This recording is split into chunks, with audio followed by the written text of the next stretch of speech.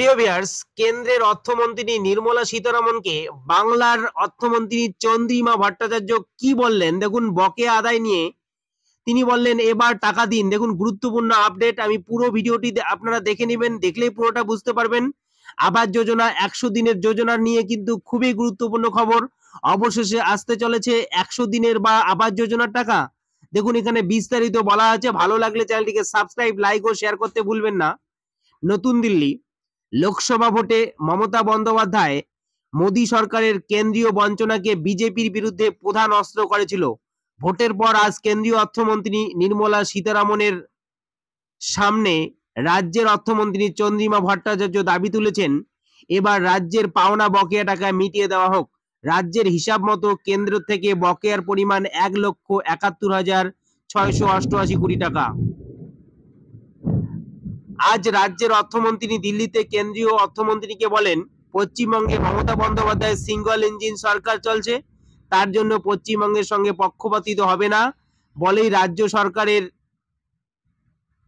আশা। লোকসভা ভোটে বিজেপির বিরুদ্ধে তৃণমূলের অন্যতম অস্ত্র ছিল মোদী সরকার রাজ্যের গরিব মানুষের প্রাপ্য টাকা আটকে রেখেছে। বিজেপির বাংলার সাংসদ সংখ্যা 18 থেকে 12তে নেমে এসেছে। আজ বাজেট নিয়ে রাজ্যের অর্থমন্ত্রীদের সঙ্গে কেন্দ্রীয় অর্থমন্ত্রীদের বৈঠকে চন্দ্রিমা ভট্টাচার্য সেই সুরে বজায় রেখেই বলেছেন 100 দিনের কাজের প্রকল্প বা MGNREGA, প্রধানমন্ত্রী আবাস যোজনার মতো খাতে রাজ্যের টাকা কেন্দ্র আটকে রেখেছে। জাতীয় স্বাস্থ্য মিশন, সর্বশিক্ষা অভিযান, খাদ্য সুরক্ষা প্রকল্পের মতো প্রকল্পে রাজ্যের টাকা বকেয়া রয়েছে।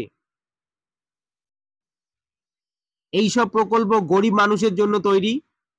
এখানে কেন্দ্র যেমন টাকা দেয়, রাজ্যও টাকা দেয়, কিন্তু কেন্দ্র তুচ্ছ কারণ দেখিয়ে টাকা আটকে রেখেছে। ইয়াস রেমালের মতো ঘূর্ণিঝড়ের পরেও রাজ্যের ক্ষতিপূরণের জন্য কেন্দ্রীয় দুর্যোগ ত্রাণ তহবিল থেকে বরাদ্দ হয়নি। সব মিলিয়ে রাজ্যের বকেয়ার পরিমাণ 1,71,688 কোটি টাকা। আবাস যোজনায় কেন্দ্রীয় মন্ত্রক দেখে যাওয়ার পরেও 11,36,000 বাড়ির অনুমোদন হলো, কিন্তু মানুষের টাকা আটকে রয়েছে। পশ্চিমবঙ্গে 11 কোটি মানুষের রাজ্য, বড় রাজ্যগুলির মধ্যে এটি অন্যতম একটি রাজ্য। অর্থমন্ত্রী, কেন্দ্রীয় অর্থমন্ত্রী নিশ্চয়ই এটা ভাববেন। তিনি আরো বলেন জুলাই মাসে নির্মলা সীতারামন পূর্ণাঙ্গ বাজেট পেশ করবেন। তার প্রস্তুতির অঙ্গ হিসেবে আজ রাজ্যের অর্থমন্ত্রীদের সঙ্গে বৈঠকে বসেছিলেন তিনি। তারপরে জিএসটি পরিষদের বৈঠকও ছিল। ভোটের পরে এই প্রথম কেন্দ্র ও রাজ্যের অর্থমন্ত্রীদের বৈঠক অনুষ্ঠিত হলো। আজ জিএসটি পরিষদের বৈঠকে জিএসটি ক্ষতিপূরণ নিয়ে জট কেটেছে।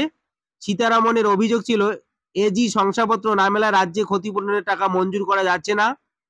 এবার অর্থ মন্ত্রকের আমলারা মেনেছেন যে 2017 থেকে 2022 পর্যন্ত বঙ্গের থেকে যাবতীয় শংসাপত্র তারা পেয়ে গিয়েছে। অন্যান্য বিষয়ে রাজ্যের অভিযোগ কোনো জবাব না দিলেও বৈঠকে সীতারামন বলেন সব কথাই ধৈর্য ধরে তিনি শুনেছেন। অর্থাৎ অবশ্যই কিন্তু এটি একটি গুরুত্বপূর্ণ খবর। কেন্দ্রীয় অর্থমন্ত্রীর কাছে রাজ্যের অর্থমন্ত্রী কিন্তু দাবি করলেন যে খুব শীঘ্রই যাতে বকেয়া টাকা মিটিয়ে দেওয়া হয়। উল্লেখ্য, কেন্দ্র সরকার রাজ্যের কিছু প্রকল্পের টাকা আটকে রেখেছে দীর্ঘদিন ধরে, অর্থাৎ বকেয়া টাকা দিচ্ছে না। সেই কারণেই কিন্তু কেন্দ্রের অর্থমন্ত্রীর কাছে রাজ্যের অর্থমন্ত্রী এই দাবি জানিয়েছেন।